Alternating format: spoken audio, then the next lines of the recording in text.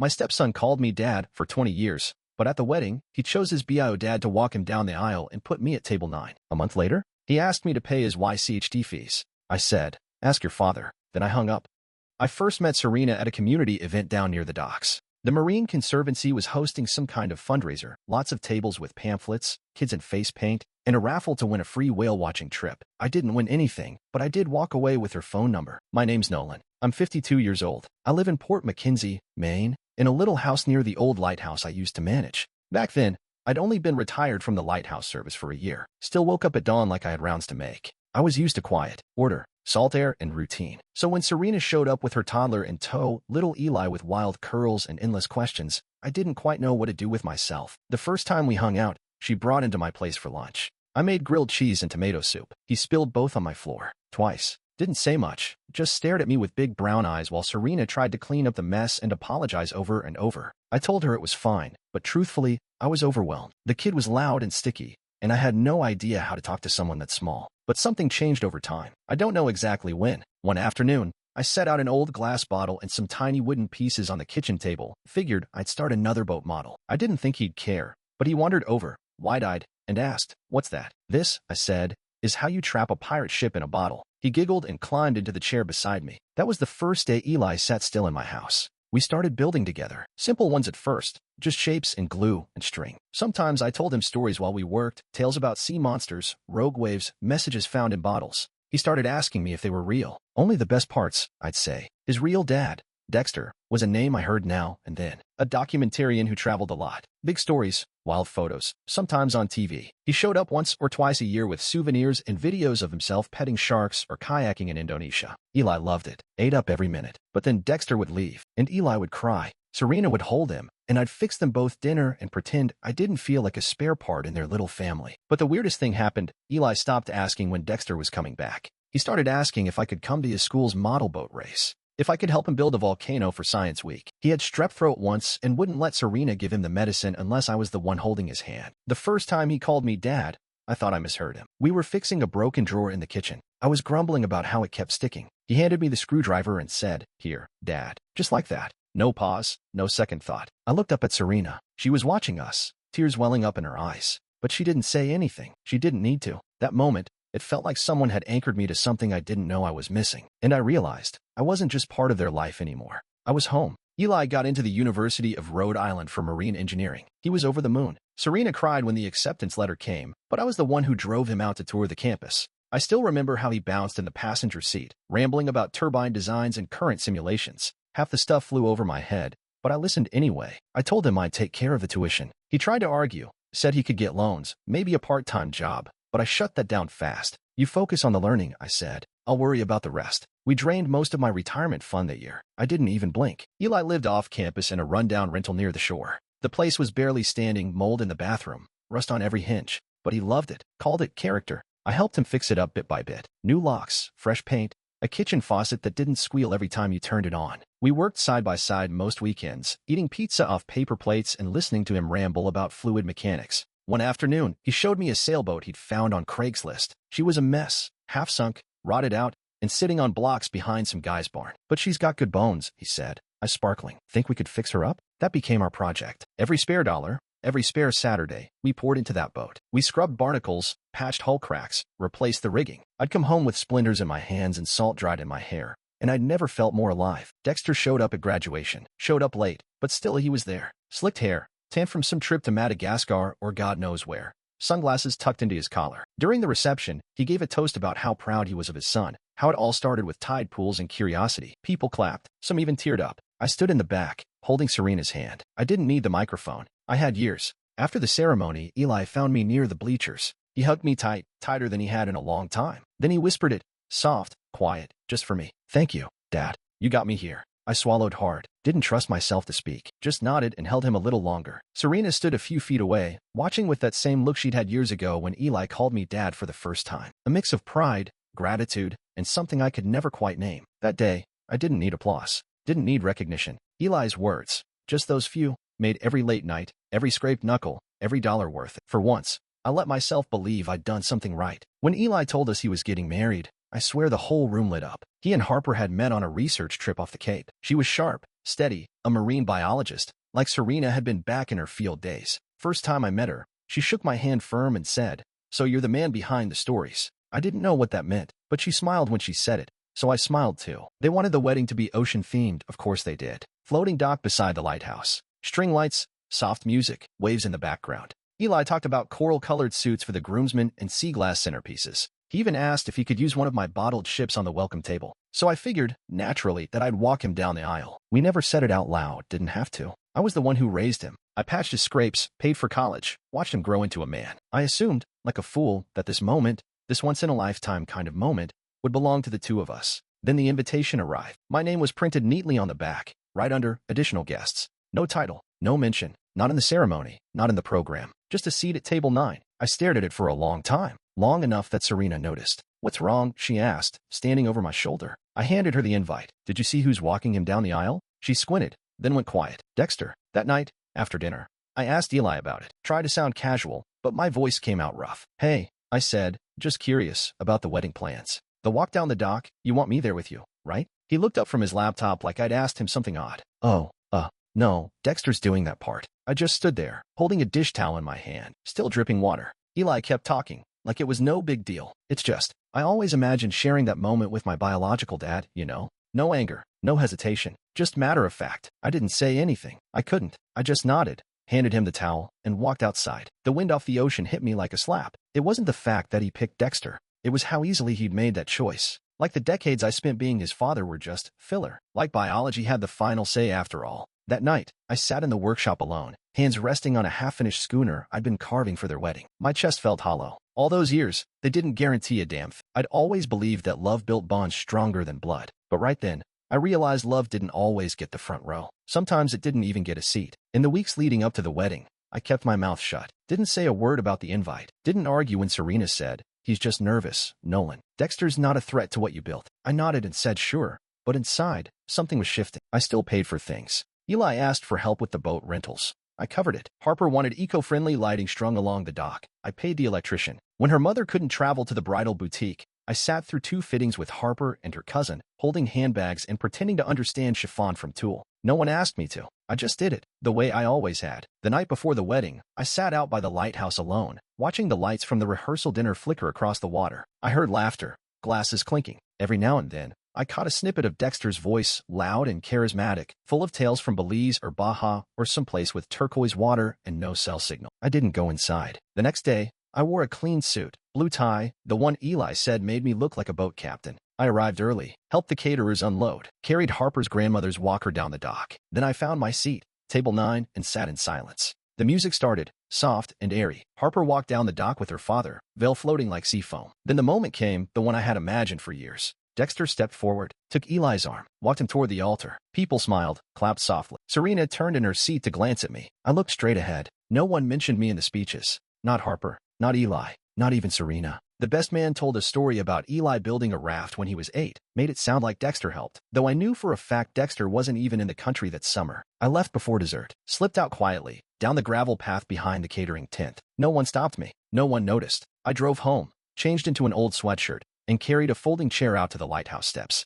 The sea was dark, calm, and different. That's when it hit me. I had spent decades giving without ever asking what I was getting back. Love, I thought. That's what I got. But love shouldn't feel like an invoice you're too ashamed to send. I looked up at the tower, the light still automated, spinning like it always had. That used to be my job, keeping it running, keeping people safe. A beacon for ships who needed to know where not to crash. Now I wondered if I should have had one for myself. That night, I made a quiet decision. No more giving where I wasn't seen. And I meant it. 3 days after the wedding, the phone rang. Eli's name lit up the screen. I almost didn't answer, but old habits die hard. "Hey, Dad," he said cheerfully, like nothing had happened. "You should see this boat. We're in the Grenadines. Crystal clear water. You wouldn't believe it. I've been snorkeling with sea turtles. Harper's obsessed with this little island market. It's been incredible." I leaned back in my chair. Let him talk. Let him paint the picture of his perfect honeymoon while I stared out at the dull gray sky of coastal Maine. His voice buzzed with excitement, and for a minute, just a minute, I let myself feel proud. I helped get him there. Then his tone changed. "Listen," he said. "We, kind of overspent. Harper got excited about a last-minute yacht upgrade, and now we're behind on some of the docking fees.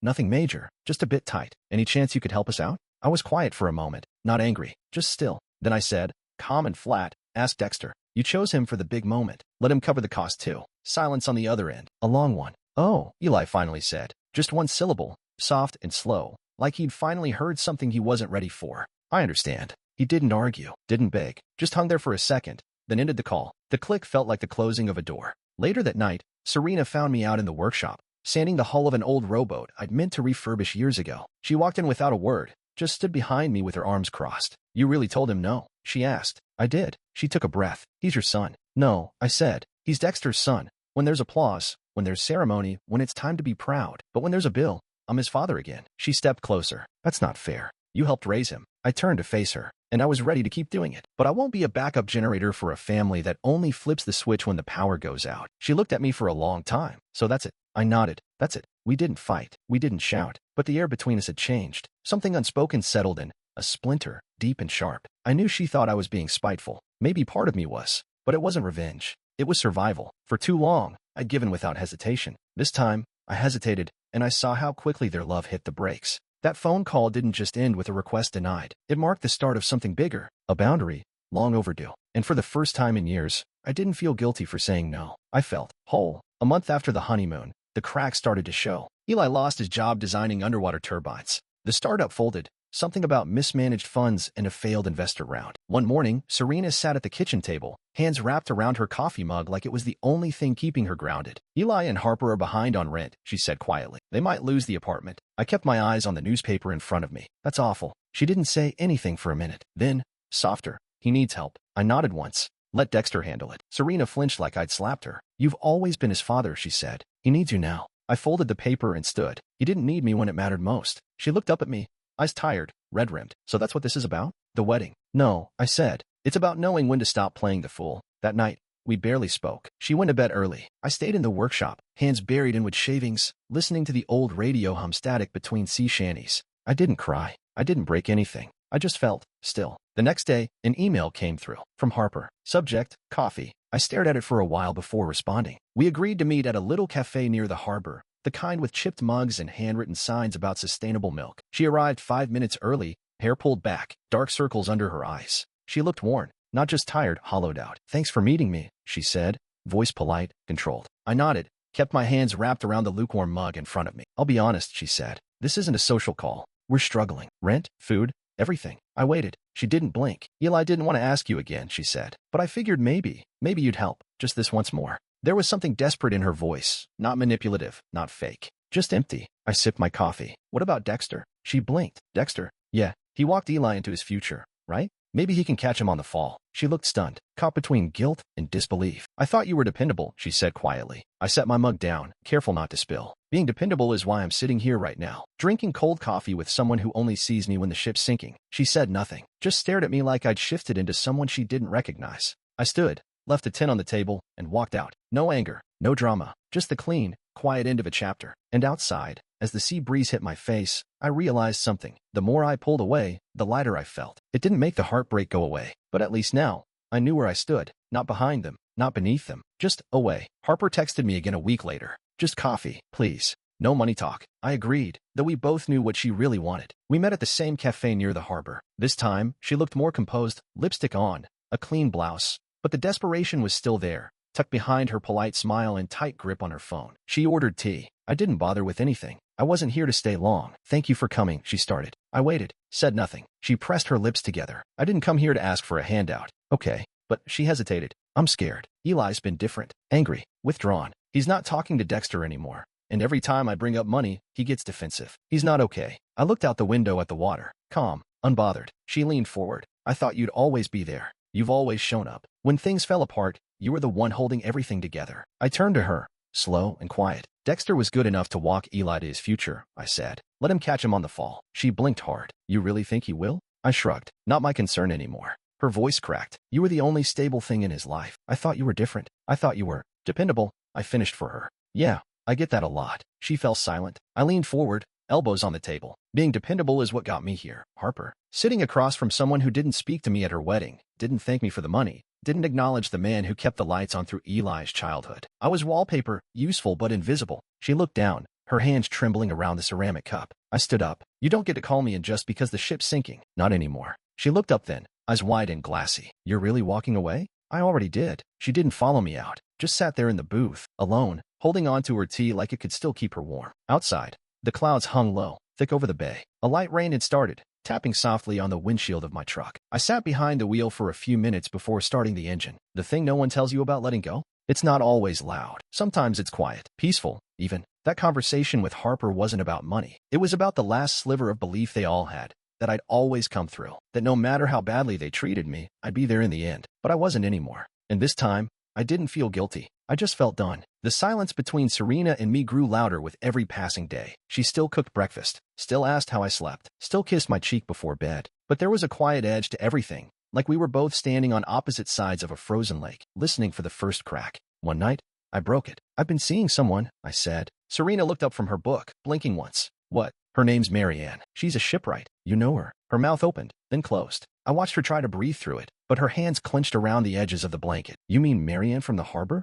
I nodded. She stared at me for a long time, face blank, eyes welling with something that wasn't quite tears yet. "How long?" "A couple months." She stood up fast, the book hitting the floor with a thud. "You destroyed everything for attention?" I stood too slowly. "No, I destroyed nothing. I just stopped pretending I was okay." She shook her head like she couldn't hear me. "You cheated. You." Her voice cracked, but she caught it fast. "You betrayed me." I didn't argue. There was nothing left to defend. That's when Eli walked in. He must have heard us from the porch. He looked flushed and breathless, like he'd run up the steps 2 at a time. "What the hell is going on?" Serena turned to him, eyes wild. "Ask your father." "Don't," I said quietly. "Don't call me that." Eli looked at me, confused. "What? I'm not your father, remember? I'm just the guy who didn't belong at your wedding." His jaw tightened. "You were supposed to be better than Dexter." That stopped me. I let the words hang between us, then said, "Maybe I was. But you never treated me like I was." The room went dead still. Eli stared at me like he didn't know who I was anymore. Serena crossed her arms over her chest like she was holding herself together with pure willpower. "You can't just throw this away," Eli said. "Not after everything." I gave him a sad smile. "Son,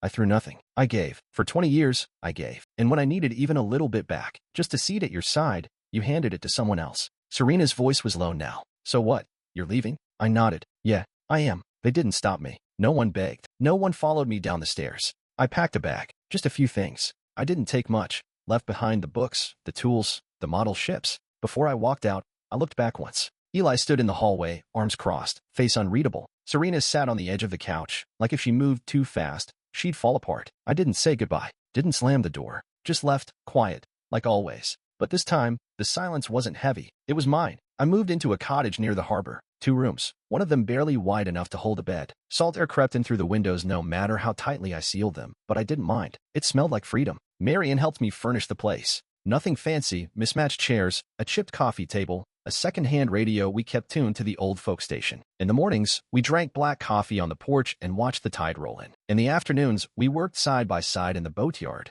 sanding planks and refitting rudders. Her hands were as rough as mine. Her silence, comforting. We didn't talk about the past. Not much, anyway. Every now and then, someone from town would ask me about Serena or Eli. I'd just say, "We lost each other," and leave it at that. I stopped checking social media, stopped expecting calls. And for the first time in my life, I didn't feel like I was waiting for something. Months passed. Then, one morning, I found it, a message from Eli, tucked among junk mail and delivery notifications, like it was afraid to be seen. I was wrong. "You were my lighthouse. I'm sorry I let you drift." Just one line. No punctuation. No request. Just regret. I read it 3 times. Then I deleted it. Not out of spite. Not out of anger. But because I didn't need it. The truth was, I had stopped drifting a long time ago. I just hadn't realized it until I left. Eli's words stirred something in me. Sure, they always would. But I had spent too many years carrying the weight of people who only looked my way when they needed saving. And I couldn't do it anymore. I stepped outside. The porch boards creaked beneath my boots. A gull squawked overhead, wheeling out over the gray-green sea. Marian stood by the dock,